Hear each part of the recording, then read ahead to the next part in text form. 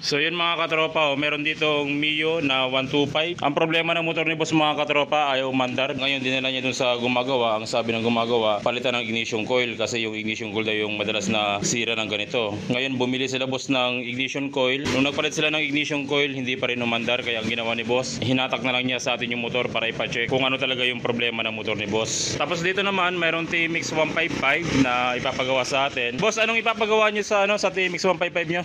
Yung Flasher. So tignan muna natin yung problema ng motor ni boss mga katropa. Itong pampasada ng motor ni boss. Pag isususin natin, ang sabi ni boss wala siyang signal light. Yan, kaliwat kanan. Subukan natin galaw-galawin yung switch niya kasi minsan sa mga nagpapasada lulus lang. Wala talaga. Tapos itong kanyang busina. Meron naman siya pero mahina. So ang gagawin natin dito, basic muna tayo sa pag-troubleshoot at pagre-repair ng motor ni boss. Lilinisan natin yung contact ng busina at lilinisan natin yung contact ng signal light. So tatanggalin natin to at lilinisan muna natin yung kanyang contact. Pag tinanggal natin ito, iti-test light na rin natin kung yung supply ng relay dito sa ilalim ng tangke nakakaabot yung supply dito. Dapat magbi-blink yung gray wire natin. Pero kapag hindi nag-blink, ibig sabihin either na may problema yung relay or may problema yung kanyang wiring. So dito naman tayo mga katropa sa Miosol i115. Ang problema ni boss, anong naging problema mo rito? Nagagamit pa ng umaga na pagpalengke pero nung hapon na i-start ko, ayaw na mag-start. Ayaw na mag-start. Pero hindi naman siya parang umaandar biglang tumirek. Hindi naman. Hindi naman. Pinarking mo siya na umaandar. Pinarking umaandar pa. Tapos nung gagamitin mo na ayaw na. umaandar. So yun yung naging problema na pala ng motor ni boss mga katropa. Ipinarking niya, umaandar, tapos nung gagamitin niya na, bigla na lang niyang hindi mapaandar. So kapag ganun ang problema mga katropa, ibig sabihin nun, basic lang yung kanyang problema. Nagpalit ka na rin pala ng ignition coil, nabanggit mo ano? Sabi kasi ignition coil, nagpalit ka. Nagpalit. Wala pa rin. Wala pa rin. Oo. So pag ganun mga katropa, napaka-importante na tanungin natin ng customer kung ano yung naging sanhi ng motor niya bago mamatay yung motor. So sabi ng customer, pinarking niya na umaandar, nung gagamitin niya na ayaw nang umandar. So ibig sabihin nun, basic lang yung problema ng motor ni boss at hindi malala. Huwag lang yung umaandar biglang tumirik, yun yung medyo malala yung kanyang problema. Mga katropa, papalo naman ang ating Facebook page, Jad Allen Motorcycle Electrical Shop, Lingayen. Kung gusto nyo namang magpagawa sa akin ng personal sa pagwawiring, isearch nyo sa inyong Google Map ang Jad Allen Motorcycle Electrical Shop, Lingayen, Pangasinan.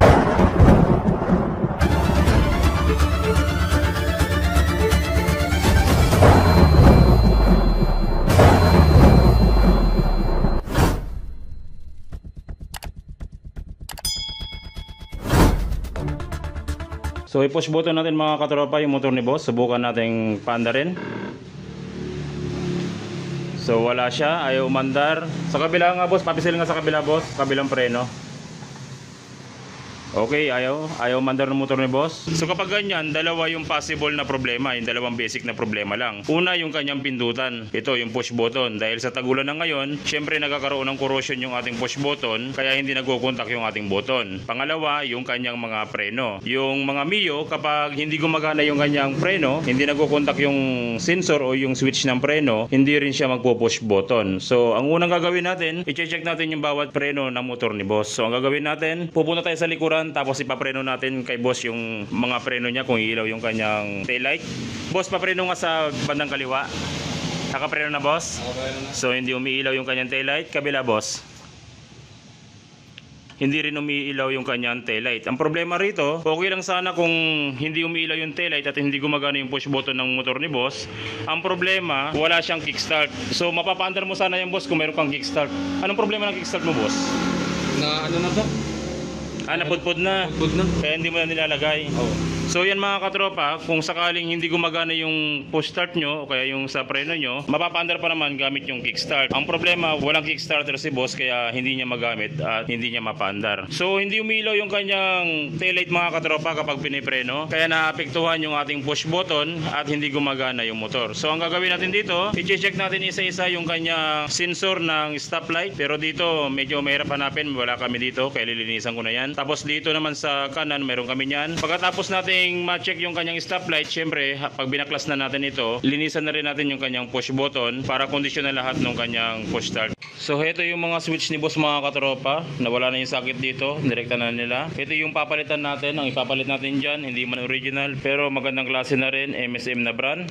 Papalitan natin ito. Pero itong bandang kaliwa mga katropa, wala tayo nito. Kasi iba yung design ng kaliwa. Yan o. Pero ang gagawin natin, nalilinis naman to. Lilinisan ko na lang para mag-contact yung kanyang brake light switch. Kung mapapansin nyo, dun sa kanyang mga terminal, kinakalawang na yan. Nakita nyo? May corrosion na. So yun yung nagiging problema pag tagulan. Lilinisan natin itong kanyang push button. Tatanggalin ko to, liliyain natin. Ito yung switch ni boss mga katropa. Kung mapapansin nyo, pudpud na yung dulo nyo, talagang gastado na. At ito naman yung pinalit natin, yung MSM. Tapos yun, nilinisan natin.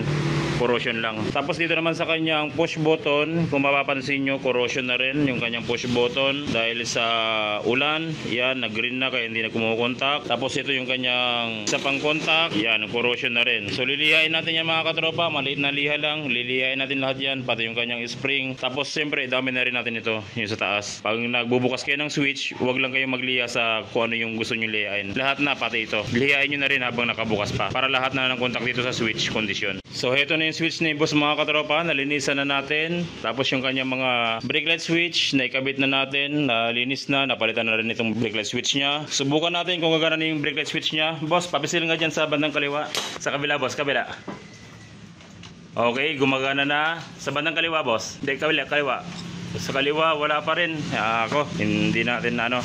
Ito kasi boss, ang wala kami talaga. Pero kung sakaling nakahanap ka nito, siguro New Star. Dali mo rito, isalpa ko na lang ng ano, libre na lang kita rito. O, pansamantala, tanggalin ko muna ta. So, importante rito mga katropa, hindi na natin na-recover yung kaliwang switch ni boss kasi wala naman tayong makita at mahanap. Minsan sa dagupan pa nabibili yan. Ang importante rito, umiilaw na yung bandang kanan na switch natin. Sige boss, iprenan mo yung kanan. Yung kanan yung meron yung switch natin eh. Alright. Sige nga boss, pandarin mo nga. Sige. Iyon o. It's alive. It's alive mga katropa. So yun lang yung naging problema mo boss. Corrosion, tapos switch dito sa kanan, switch sa kaliwa pero sira na. Tatanggalin natin to, bumili ka na lang. No. Tapos yung ignition coil mo, nasaan? Andito boss. Ano, ibalik na sa dati? Balik na lang. Oh, metallica pa. Kaya nga, kung ano-ano pa Boy Scout. yung pinapabili. Ano yung mga sinabi nila, nabili mo? Mga ignition, tapos Ito, ignition, nakabili ka na. nakabili na ako eh. Ito yung original. Yung original. Ano pa yung mga sinabi nila na bibilin? Stator, mga ganyan. Stator. Napunta sa stator na. Yun lang. Yan lang talaga. Sige, sa uli na natin to. Sayang naman kasi original. Tapos yun lang yung problema mo.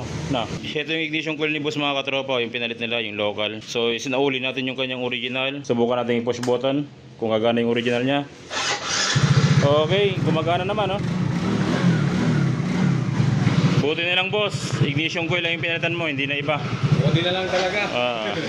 Boss, i-extra mo na lang yan. So yun lang mga katropa kung paano mag-troubleshoot ng ganitong klaseng problema. Huwag nyo munang daanin sa mga katulad ng ganun na nagpalit sila kaagad. Dapat i-troubleshoot nyo, i-analyze mabuti at napaka-importante na tanungin yung customer kung paano nasira yung kanyang motor. Para doon pa lang magkakaroon na kayo ng idea kung basic o malala yung problema ng motor ng customer. So yun lang mga katropa, maraming salamat sa walang sawang pagsuporta sa ating channel. Sana itong nanonood kayo ng ating video, marami kayo natutunan, nagagamit nyo sa inyong panghanap buhay o sa inyong pagdi-DIY. Maraming salamat mga katropa. God bless at ingat palagi sa pagwawiring.